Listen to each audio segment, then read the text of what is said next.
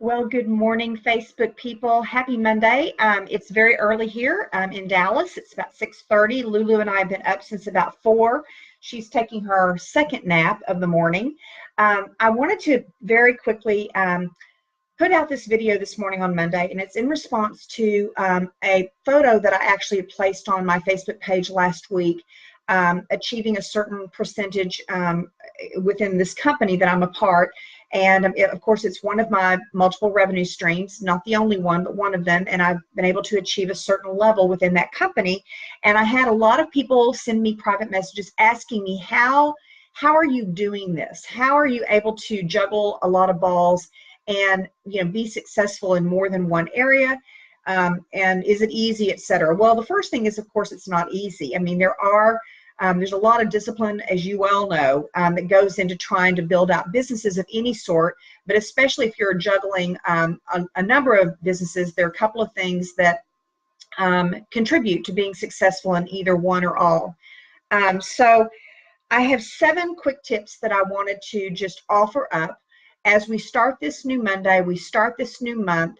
And what are 7 things that I do? Hey, Rick, good morning. Gosh, it's good to see your name pop up. What are 7 things that I do every day that help keep me focused and disciplined and not overwhelmed, but really creating what I would call an aligned life, to use my term. Okay, the first is every morning, spend at least 10, if not 15 minutes in whatever form of prayer or meditation or quiet time that you need to center yourself for the day. I don't actually get out of bed until I've had that 10 minutes. It's normally more like 15 of prayer and meditation. And I do more of a centering prayer, although I've been trained in TM, Transcendental Meditation, and I do believe in TM. Oftentimes, my meditation practice really takes on more of a centering prayer approach, which I learned about 35 years ago. And it really serves me well. It integrates kind of my approach to life. But whatever it is that makes your heart sing, that would be what I would suggest starting out your day with from a quiet time perspective. Prayer, meditation, or just being still and focusing on your breath. So 10 to 15 minutes, you can do that without even getting out of bed. The second, get outside. And that may be taking a walk. That might be just literally going out in your backyard, which is what I do with Lulu. Sometimes I'll take a walk, but more often now, because she's kind of old, it's kind of hard for me because she doesn't walk very fast and it takes a little bit longer than it used to. But get outside, breathe in that fresh air, listen to the birds sing. It doesn't have to be long, 5 or 10 minutes. Take your coffee outside, just breathe in the fresh air, realize that this is our life and we're starting a new day, and that's kind of how it goes. Okay, that's number 2. Number 3, I actually do this every night before I turn off my computer. What are the outcomes that you want to achieve for the day, and what are the outcomes you want to achieve for the week? I don't wait until the morning to do that because I really like to get a fresh start, and actually it helps me to kind of decompress at the end of the day so that I can put it to bed and know that I've got a plan for the next morning. This is not my to-do list, by the way. This is not my calendar. This is what outcomes I want to achieve. How I get there, I don't try to necessarily, get down to the gnat's whisker. Sometimes I will, but it's more about what are the outcomes that I want to achieve for that day and for that week, and I do that the night before, so that I wake up and I'm ready to go. And by the way, given that I have 4 different revenue streams, I have to parse that out, right? I've got my book that's coming out in a couple of months. I've got one of my other businesses. I've got my keynotes, etc. So what is the list of outcomes that I want to accomplish? The 4th. Then I organize my schedule and my hours. And for me, it's hard because I have a lot of people pulling on me, probably many like you. I'm not married and I don't have children, but I do have a large team of people that I support. And a lot of times they want time with me, and I support a lot of people that aren't even on my team just because that's what gives me joy.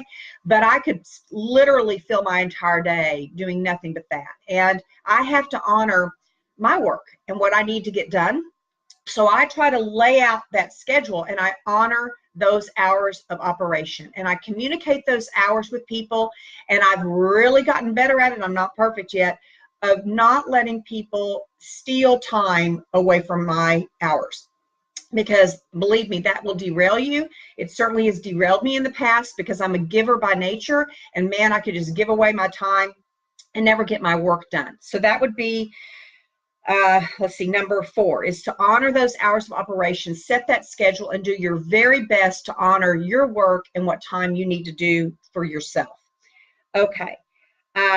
Number 5, get out of your comfort zone. So for me, again, this takes on a different life for me. I'm not normally scared of a lot of things, but what certain things did kind of make me a little bit wobbly. One was interacting one business with another because I wanted to be sure that people honored my brand that I've worked really hard to establish with alignment. But yet I've also felt the need to align all of my businesses into one. So for example, I had to get out of my comfort zone to make those integrate. For example, another might be reaching out to people that you want to touch base with, or you need to have a difficult conversation with, or something. How can you get out of your comfort zone? Well, one thing that works for me, it's Mel Robbins' trick, 5, 4, 3, 2, 1. So when I have a really hard thing to do, I will count backwards, 5, 4, 3, 2, 1, and then I will pick up that phone and I will just make it happen. So that's another little trick or tip that might help you in getting out of your comfort zone. But I do think growth, expansion, and our ability to truly manifest and actualize our highest potential always happens when we get out of our comfort zone. If we're just comfortable and kind of rocking along, yes, we'll be successful, but we may not stretch ourselves to the point where we're really growing. My mother used to say, stretch and grow. This is one way to stretch and grow. 5, 4, 3, 2, 1, get out of your comfort zone and make it happen.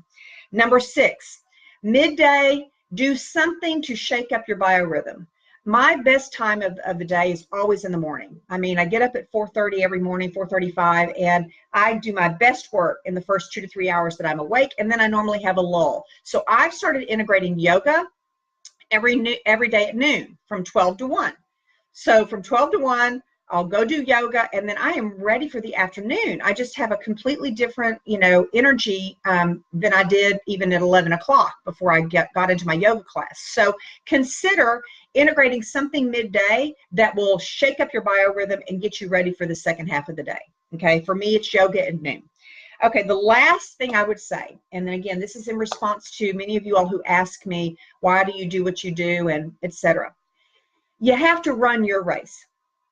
So whatever the race is that you want, and it doesn't have to be a race like you're racing against someone. You're running your race. You're running your run, so to speak. Create that. That is where we will all be at our most powerful and our most authentic. And it may not be what everybody else says it should be. In fact, it probably won't be. My goodness, if I was doing what everybody thought I should be doing, I'd still be in corporate America running a big business unit for a large Fortune 50 company. And I just burned out on that 15 years ago. It was no longer doing it for me. I lost the plot.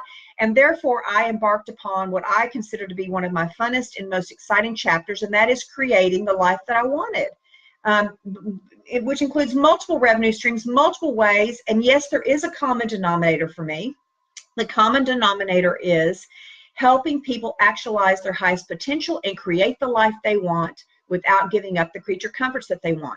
Every single thing I'm doing right now, my books, my keynote speaking, my Alignment Inc. consulting and coaching business, and even my skincare business, all of that either helps people realize what it is for them or it gives them another vehicle to consider, but it all is tied together with that common denominator. So whatever the race is that you're running, get in touch with what that is, and then just knock it out of the park.